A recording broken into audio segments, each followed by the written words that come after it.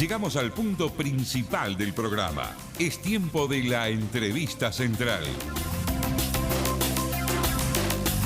7 de la mañana y 20 minutos. Se viene la entrevista central. Están habilitadas las vías de comunicación 1221 y 096-608-850 para que cada uno de ustedes pueda hacer alguna consulta al invitado de hoy. ¿Qué tal, doctor Jorge Valle? Buenos días. Buen día. ¿Cómo está? Medio dormido. Me imagino. Me imagino que sí. Bueno, hay muchos temas para conversar con usted, entre ellos el tema del Partido Colorado, cómo lo visualiza, cómo lo está sintiendo luego de las elecciones nacionales, cómo ve a Pedro Bordaberry, si sigue manteniendo un liderazgo dentro del partido o no, qué va a pasar con el Partido Colorado, etcétera. Este es uno de los primeros temas que quería tratar con usted. Adelante. Bueno, cuénteme entonces, doctor Valle, ¿cuál es su opinión acerca de el papel que jugó Bordaberry en este resultado electoral que tuvo el Partido Colorado? Usted sabe que esas cosas, en primer lugar, uno da una opinión personal que puede ser justa, puede ser equivocada, como para todas las cosas. Pero yo en este caso concreto, creo que el sistema de doble vía, o sea, del balotaje, determina algo que es más fuerte que hoy, que los partidos. Por ejemplo, usted mira el Partido Colorado en la elección Stirling-Larrañaga, y el resultado del Partido Colorado fue peor que ahora. Tuvo el 10% de los votos, y hubo una sola intendencia como ahora. Salto. Si usted mira cómo arrancó esa campaña electoral, advertirá que arrancó con Stirling con una buena posición. Sin embargo, cuando el público, como decía el señor Pacheco, cuando el votante advirtió que la opinión estaba favoreciendo a Larrañaga dentro de los partidos tradicionales, y Larrañaga era el que tenía más fuerza para enfrentar al candidato del Frente Amplio, la gente rápidamente votó a Larrañaga. La sumatoria de los votos de los dos partidos era la misma, pero la gente votó a Larrañaga. O sea, la gente no hace la segunda vuelta completa, ya toma la determinación en la primera vuelta. Si hubiera sido, por ejemplo, el candidato a presidente de la República del Partido Nacional, el doctor Larrañaga, en esta última elección, muchísimos votos blancos herreristas hubieran votado a Bordaberry. Y hubieran dicho que el Partido Colorado había tenido una elección no exitosa, pero una mucho mejor elección que la que tuvo. En la elección interna en Montevideo, nosotros percibimos con toda claridad que muchísima gente colorada votaba en la interna al señor Lacalle Pou. Pasaron cosas hasta graciosas. Un día me llamó un amigo y me dijo: no me vota ni mi mujer ni mi hija. ¿Qué te pasa? Le digo: que no te votan ni tu mujer ni tu hija. Bueno, sería razonable, que te conocen mejor que nadie. Es que no, es que votan a la calle para votar en contra de Larrañaga. El día antes de la elección interna, a mí se me rompió el auto, se me quebró el embrague. Entonces le digo al mono, que bueno, el mono es mi hijo, ¿no? Mono, préstame el Fusca de tu hijo para no quedarme a pie. Y dice: bueno, ven a buscar. Pido un taxímetro, vienen de mañana el taximetrista, que es un hombre joven, y me conoce, me dice que es colorado, y me dice que va a votar a la calle. Mañana voto a la calle, me dice. Pero estás loco, ¿para qué vas a votar a la calle? No, porque esa es la única elección en donde hay una disputa y yo no quiero que el candidato del Partido Nacional sea Larrañaga. O sea, eso pasó. Y eso determinó en buena medida un cambio en la dirección de la gente. Cuando la gente advirtió que era la calle la mayoría y que la calle podía ser el candidato con más fuerza para enfrentar al doctor Vázquez, págate. Fueron y votaron a la calle. Y eso lo sintió el Partido Colorado enormemente. Porque todavía la ciudadanía no hace lo que hizo en la elección en la que yo fui presidente, porque ahí la candidatura del Partido Nacional era fuerte, la nuestra también, y por tanto los dos partidos votaron bien, pero como yo le gané en la primera vuelta al Partido Nacional, en la segunda el Partido Nacional me acompañó, cosa que ese equilibrio entre las dos fuerzas no se dio ni en la elección de Larrañaga Sterling, ni en la elección la calle Pou, digamos, de un lado y Bordaberry del otro. Y eso es lo que pasó. Y eso pasó en una forma importante. Para mí el problema del Partido Colorado no está ahí. Eso es un error de apreciación desde mi punto de vista. El Partido Colorado siempre ganó en Montevideo y Canelones. Esa era la fuerza que tenía el Partido Colorado para ganarle al Partido Nacional.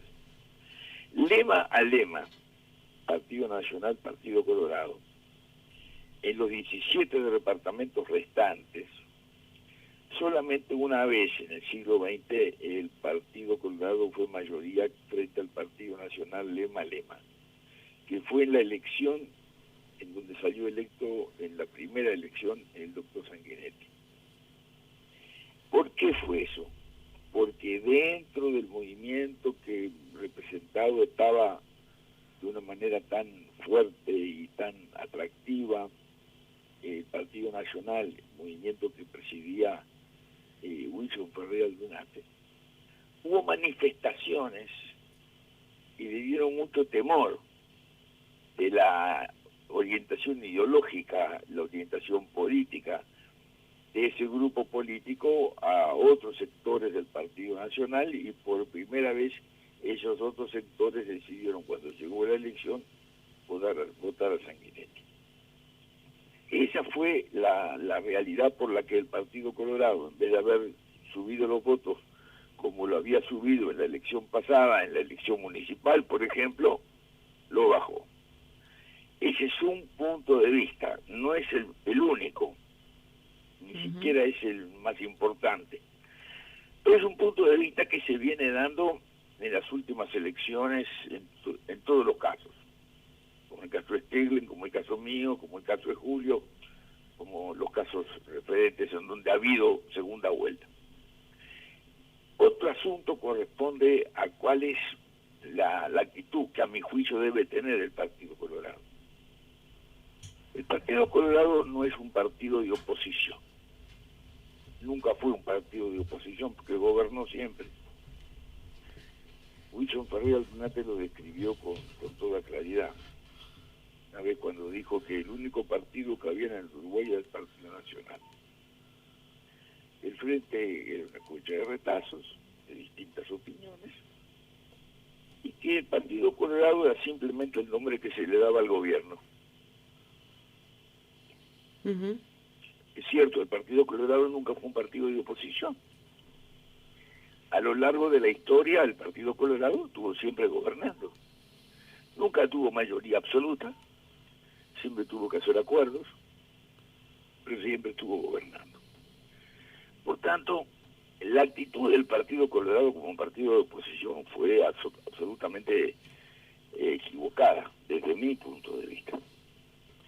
Y eso le hizo daño al representante más importante del Partido Colorado, que era el candidato a presidente que había ganado la elección interna.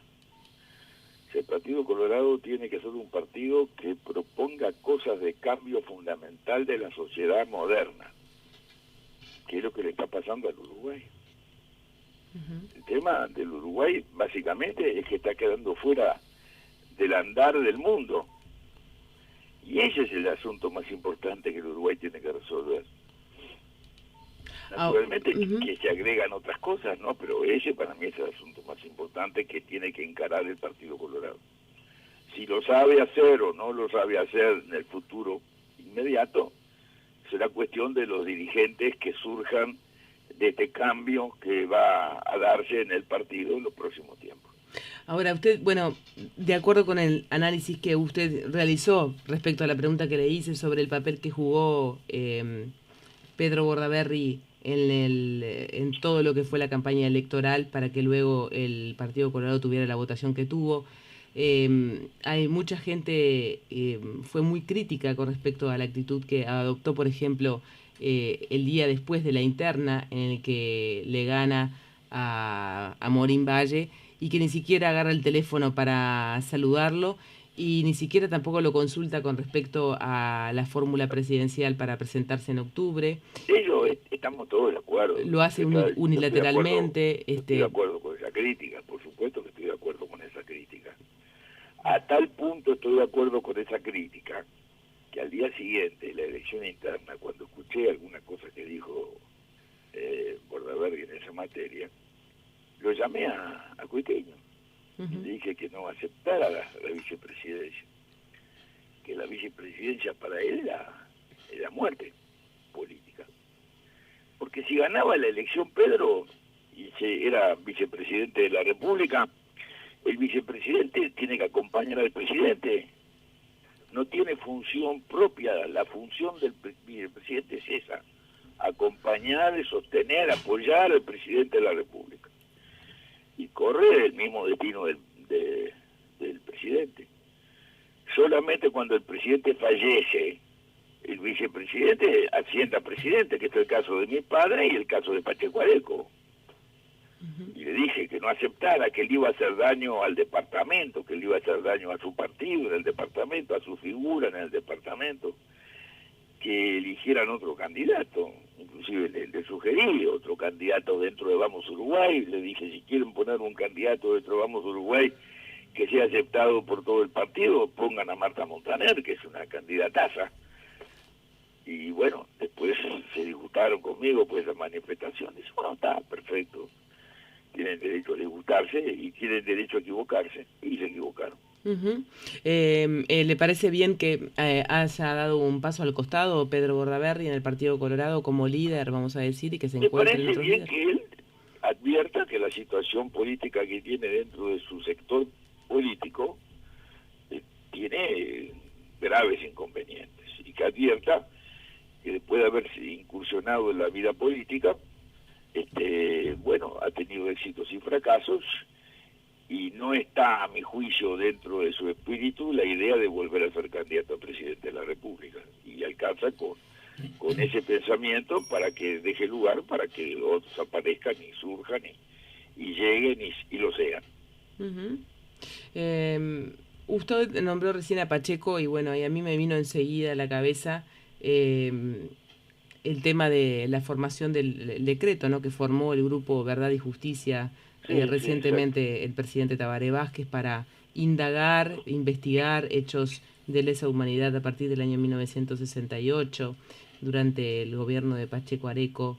En los últimos días hablábamos con el doctor Sanguinetti respecto a ese tema y me gustaría saber su opinión también acerca de ese asunto. Bueno, ya lo escribí, ¿no? Sí, por eso mismo, ya sé, pero quería indagar un poquito más allá. Mi Facebook, lo escribí en mi Facebook. Yo creo que las cosas de la guerrilla en el Uruguay comenzaron en 1962, que fue el asalto al tiro suizo, que lo hicieron el señor Mujica y el señor Fernández Huidobro.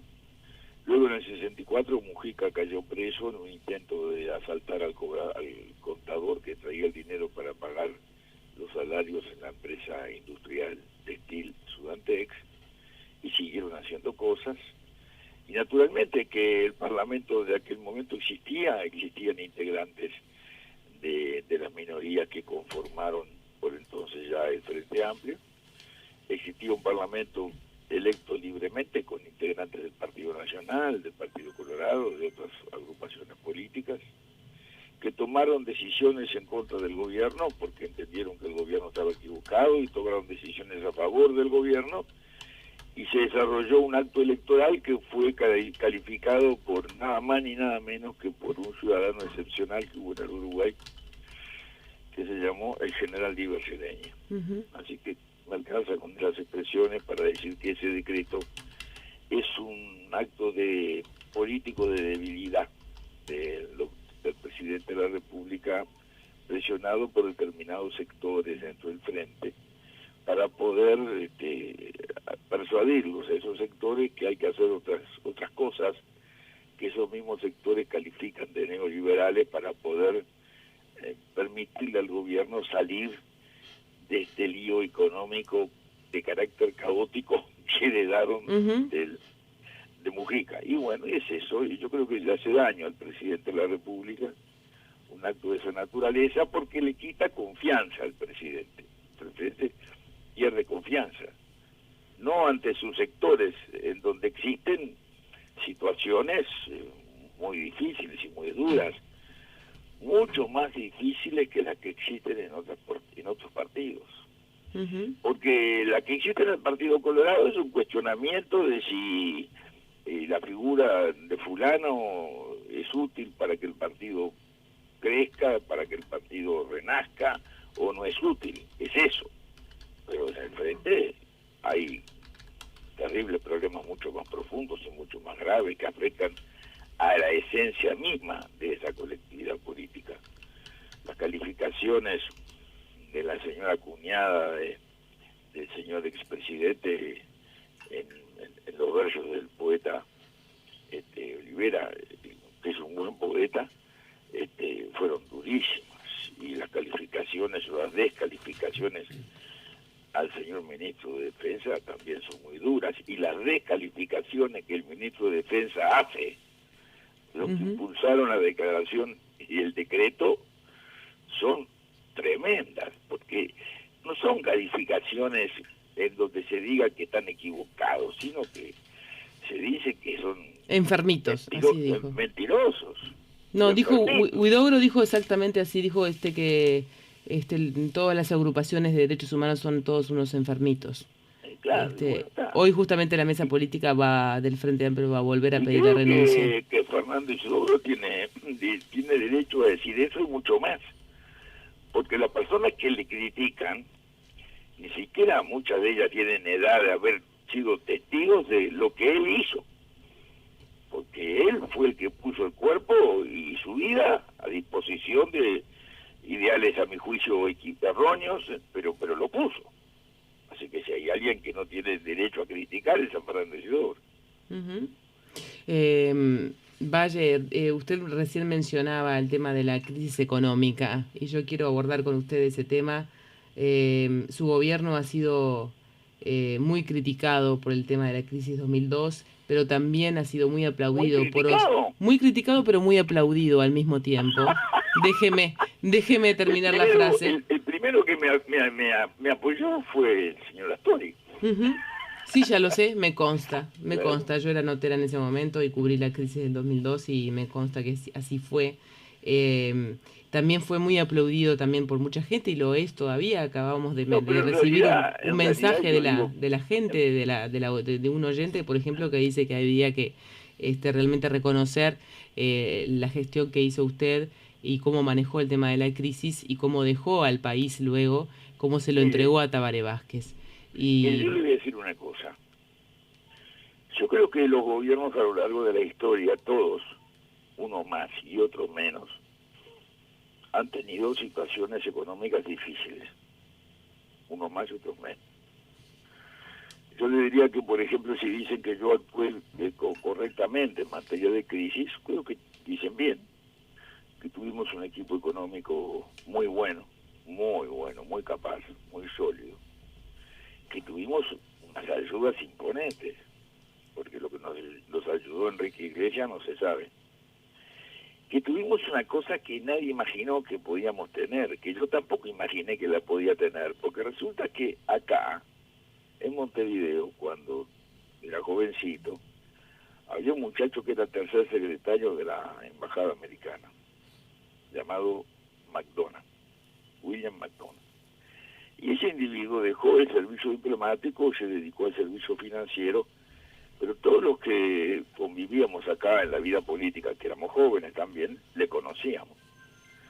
Bueno, yo que le conocía, que conocía a su señora y a sus niños, y que mi señora también, mi primera señora, la conocía, yo le seguí tratando, seguí manteniendo mi amistad con él, inclusive vinculado fundamentalmente a la música, porque él tenía mucha afición musical, en mi familia también existe eso, y él estaba en Chicago en el First National Bank de Chicago, y yo iba a la casa de él en Chicago a escuchar con él el Raviña Festival, porque él era el presidente del Raviña Festival.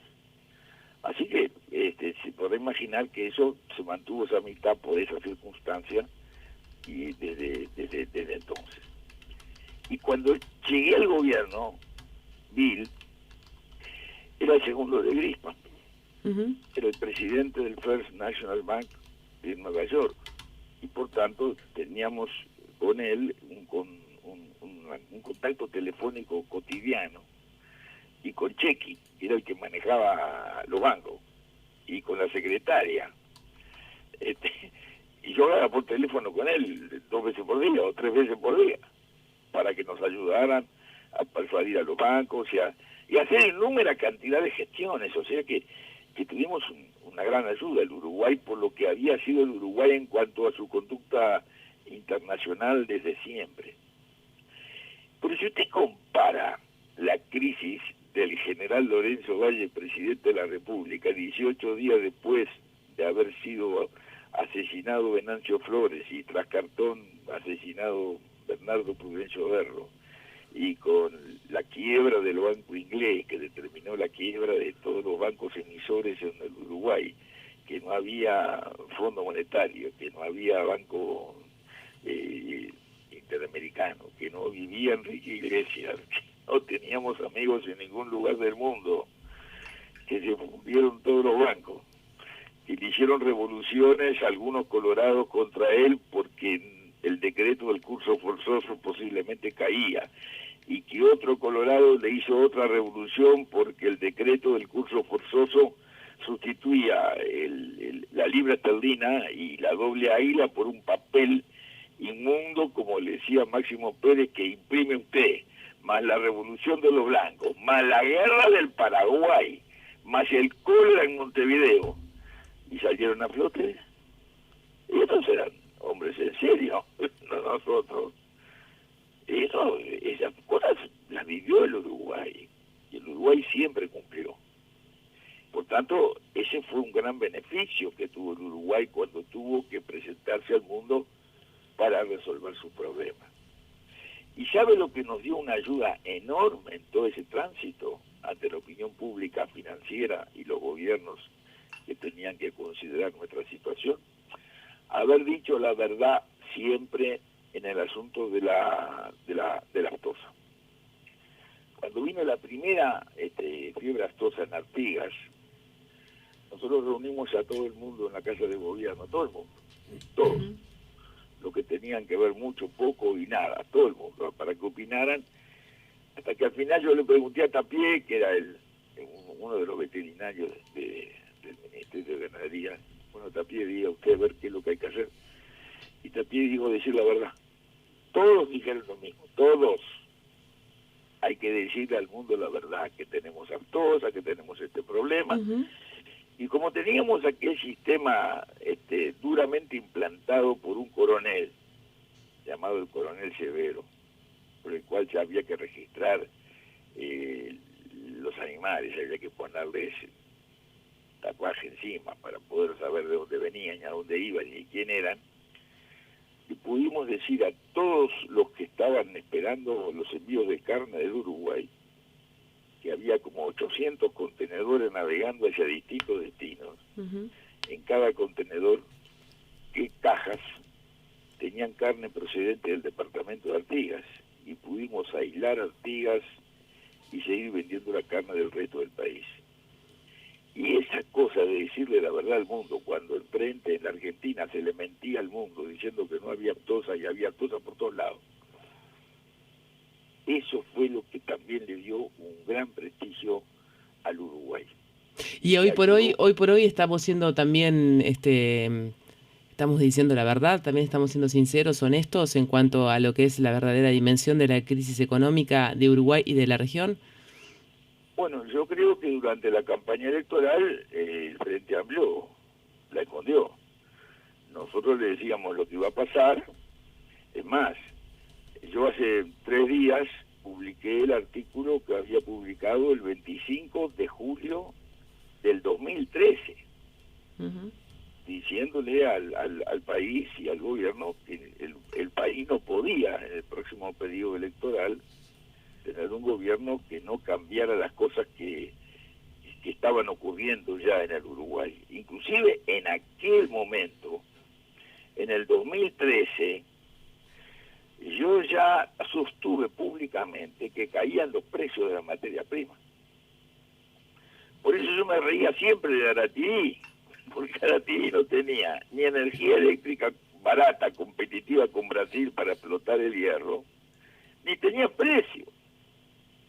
Así que Aratiri, que fue un proyecto por el que el que se planteó el proyecto acá, tenía por objetivo vendérselo a una empresa, no hacerlo él, no funcionaba porque el precio del hierro no estaba dentro de los márgenes necesarios para que él pudiera competir con el mismo hierro de mucha mejor calidad de otros países limítrofes como Brasil o como Perú, que son países que tienen energía eléctrica mucho más barata que nosotros. Ahora, ¿qué pasó? Porque hubo una gran bonanza económica, tanto a nivel local como internacional. ¿Qué pasó? ¿No se manejaron bien los números?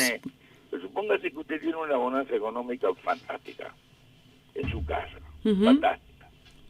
Y usted entonces, en vez de gastar lo que la bonanza económica le permite, gasta 3 veces más. Y sobre eso, entonces usted tiene un déficit fiscal enorme, un déficit sobre el producto que está arriba del 3,5%. Cuando el gobierno que yo tuve el honor de presidir en aquella crisis le dejó al doctor Vázquez un déficit del 1,3%. Uh-huh. Y este gobierno espléndido, lleno de dinero, con un derroche de dinero tal que el último semestre fue el tiempo antes de la elección que el consumo pudo subir más que nunca.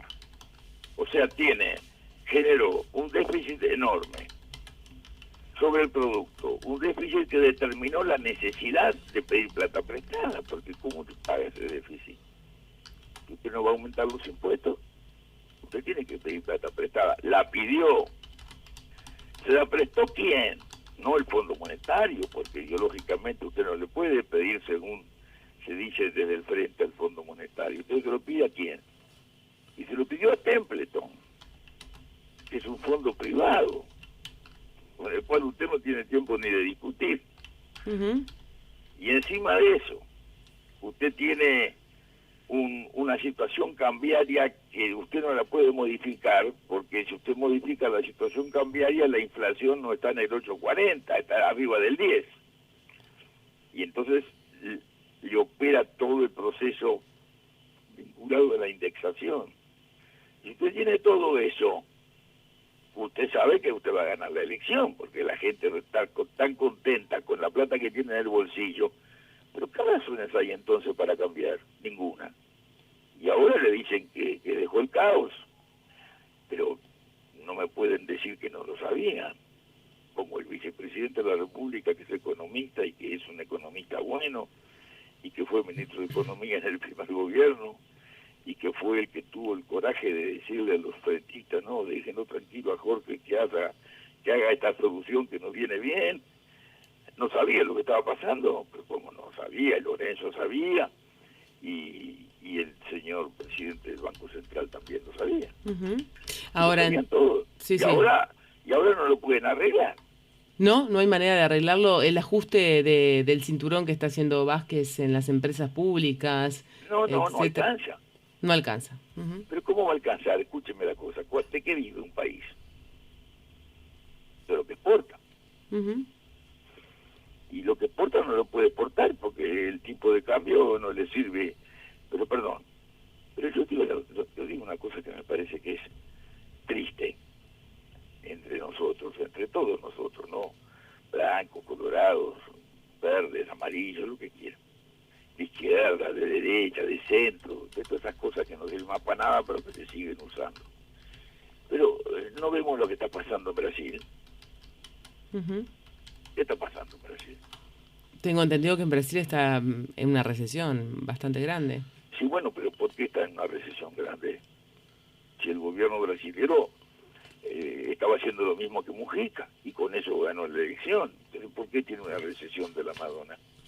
También hubo derroche de plata, dice usted. Sí, por supuesto, pero y que olvídese del Mensalao y del Petrolao, Sí. olvídese de Lula, que según Mujica sabía lo del Mensalao, olvídese de todo eso. Vamos a hablar simplemente, crudamente, de la situación económica. Brasil no tenía capacidad exportadora, Brasil había destruido toda la posibilidad de la industria brasilera de estar funcionando en el mundo, no tenía posibilidades. Entonces mandó a buscar ¿a quién? ¿A quién mandó a buscar Dilma Rousseff para ponerlo de ministro de ¿cómo se llama? De Hacienda? ¿A quién? Al que maneja la plata del Banco Bradesco, ¿no? Es como si mandara a buscar al Lito Alfi, ¿no? Ujú. ¿Y qué hizo el señor ese? Hizo dos cosas al mismo tiempo. La primera fue modificar el valor de la moneda brasilera. La prueba está que no hay nadie que vaya a comprar absolutamente nada a Rivera, ni a Río Branco, nada. Los free shop perdieron el 50 o el 60% de sus ventas, se acabó. Porque está mucho más barato Brasil. Ujú. Segunda cosa que hizo, bajó 70 millones de reales de gastos que no se pueden seguir pagando porque no hay recursos del presupuesto final de gastos de Brasil. Y eso no se anima a hacerlo, Astori. Ninguna de las dos cosas se anima a hacerlo. No se anima porque ahí tiene el lío fundamental con el frente. El lío fundamental que tiene el frente consigo mismo es un lío ideológico. Porque la ideología de base marxista no funciona en ningún lugar del mundo. No funciona en Venezuela, no funciona en Brasil, no funciona en la Argentina, no funciona en el Uruguay. Funciona la posibilidad de ganar elecciones repartiendo plata, como pasó con Chávez, como pasó con a mí Chávez en el gobierno, en donde yo fui titular. Jamás en la vida Chávez pidió que nosotros le mandáramos leche en polvo. Ujú. Si Venezuela tenía en Táchira una fuente de producción láctea buena. El lío con Chávez era por los quesos. Era por los quesos. Yo le llevaba queso de regalo. Le decía que tenía que cumplir con los acuerdos firmados con Venezuela por los quesos. Y él me decía que no, hasta que un día le dije, no te preocupes más.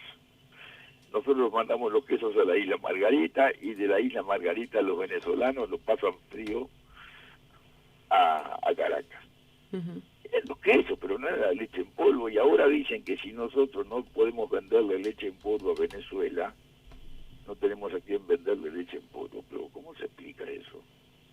Entonces los demás países que producen leche tampoco, como no le venden a Venezuela, tienen una crisis en Nueva Zelanda. No. Nosotros no le podemos vender leche ni quesos a nadie, porque los costos de producción del Uruguay con este costo que tenemos acá, no nos da rentabilidad el precio internacional que hoy tienen el queso y la leche en polvo. Por eso cerró el señor de Colonia Suiza. En los últimos días estuvo por aquí Isaac Alfi, que usted lo mencionó recién, también Ramón Pampín todas las semanas tiene una columna. Ambos coinciden en que la recesión ya está instalada, por lo menos en los sectores de la vestimenta y en el sector automotriz. Les consulté acerca... El Lito siempre fue optimista. Y además... No me diga eso, Valle, por favor. Y siempre fue optimista. No, fue muy cauto en la entrevista porque le consulté si esto se iba a extender a otros sectores. Porque la situación no es muy seria. El sector productivo es mucho más seria que la vestimenta. La vestimenta hace tiempo que está muerta. Uh-huh. La vestimenta, el país dejó de ser un país exportador de productos textiles con lana con valor agregado. El país se exporta de vuelta como en la época de la colonia, lana sucia. Uh-huh. El país textil desapareció. Como nosotros no quisimos hacer un acuerdo de libre comercio con los Estados Unidos, porque el Frente Amplio se opuso a ello, entonces el mercado natural para venderle cosas textiles manufacturadas en forma de telas planas o de trajes confeccionados eran los Estados Unidos y Canadá. Y a la medida en que nosotros teníamos que pagar impuestos y los demás países no, desapareció la industria textil. Y lo que existe hoy en Paysandú, bancado por el Fondes, no tiene mucha vida por delante. Y a Gorán le pasa lo mismo. Pero no porque ellos sean ineptos, sino porque las condiciones de precios finales de los productos de ellos, aunque sean tan buenos como los mejores, son más caros por aquellos productos con los cuales compiten en el mundo. Entonces, el que era propietario, perdiendo plata, cerró. Y el que no es propietario, pero que tiene una ayuda importante del Estado a través de créditos, mientras le sigan dando crédito va a poder seguir, pero pierde plata. Ahora, si usted cree que hay alguien que tiene dinero y que está dispuesto a perder todos los días dinero para mantener una actividad que está, digamos, deficitaria, bueno, usted cree en los peces de colores, porque francamente esa realidad no la puede bancar nadie, ni el más rico del mundo. Bueno, por lo tanto, lamentablemente, Uruguay, usted vaticina que entrará en una recesión en los próximos meses. No, yo no vaticino eso, yo lo digo desde el 2013. ¿Quiere que le haga un cuento mucho más interesante? Sí, por favor. Mire, va a ver. ¿Usted se acuerda cuando se firmó el acuerdo del gobierno y la empresa que iba a instalar el gas líquido? Sí. ¿Se acuerda cuándo fue? Totalmente. ¿Cuándo fue? Y bueno, fue en el 2000 y pico, no me acuerdo exactamente el año, pero recuerdo el hecho. Fue el 13 de mayo, ¿no, verdad? El 14 de mayo. ¿De qué año? Del 2014 o del 2013, no me acuerdo. Vamos a ponerle el 2014 para ser suave. Ok. Fenómeno. Entonces, cuando se produjo eso, yo llamé a la Presidencia de la República y pedí que me dieran el email del señor presidente porque le quería mandar una carta al señor presidente. Y se la mandé el día 15. Por supuesto que nunca recibí contestación. Y en esa carta le dije, señor presidente, en el día de ayer, cuando usted firmaba este acuerdo por el gas, se celebró en Londres la reunión anual que hace la Organización Mundial de la Energía. Y su presidenta, la ex ministra de Economía de Holanda, pronunció un discurso en donde las primeras frases son las que le transcribo. Dice la señora, el acontecimiento que ha ocurrido en los Estados Unidos con respecto al shale oil o fracking va a tener un impacto en la economía del mundo de la misma dimensión que tuvo cuando China decidió integrarse al mercado abierto en 1992. O sea que ya se sabía entonces que el petróleo iba a bajar a la mitad del precio. Y se sabía también que la señora Cristina Fernández de Kirchner se había firmado con Rockefeller, un gran izquierdista del mundo, había firmado con Rockefeller el acuerdo para sacar gas en Neuquén. Y había dado un decreto especialísimo, que se publicó en la prensa argentina y que yo se lo transcribí tanto al presidente como al vicepresidente de la República. Sabían que esto va a pasar. Lo que pasa es que estaban en otro circuito, en el circuito de repartir dinero para ganar la elección. Consiguieron ganar la elección. Fenómeno. Hay 15 senadores de un lado y 15 senadores del otro. Bueno, le pasa lo mismo que le pasa a la señora Dilma Rousseff. Ahora tienen que pagar las consecuencias de los hechos generados por ellos mismos.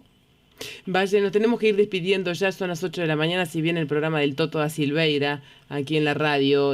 ¿Quiere ser presidente nuevamente? ¿De qué? ¿Del Club de Bochas?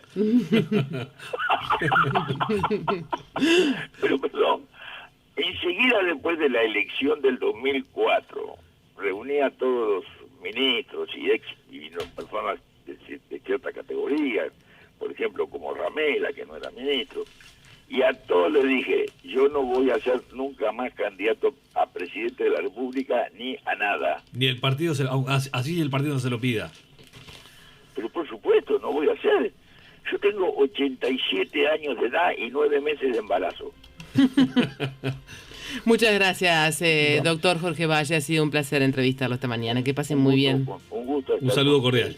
Hasta luego. Hasta luego. Amigos, nos tenemos que despedir, se nos fue la hora. Muchas gracias. Muy nutrida,